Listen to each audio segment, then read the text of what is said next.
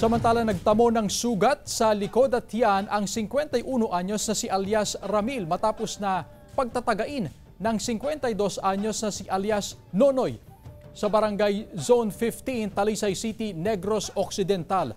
Ayon sa Talisay Police o City Police, sinisingil ng biktima ng utang na 100 pesos ang anak ng sospek. Nang marinig ito ng sospek, nagkaroon sila ng pagtatalo ng biktima. Pero hindi pala alam ng sospek na nabayaran naman pala ng anak ang utang nito sa biktima. Ayon naman sa biktimang si alias Ramel, wala siyang balak na ipahiya ang anak ng sospek. Sumuko kalaunan ng sospek sa PNP at ito rin ang sumagot ng mga gasto sa pagpapagamot ng biktima.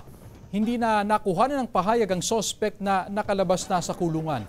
Ayon sa PNP, wala na ring balak magsampa ng kaso ang biktima laban sa sospek. Halinan kini is tungod sa utang. Suno sa aton investigasyon na bayran na magaling inis sang bata. Ma'am, galing basig wala kabalo siguro ang tatay. Awayo naman to tani.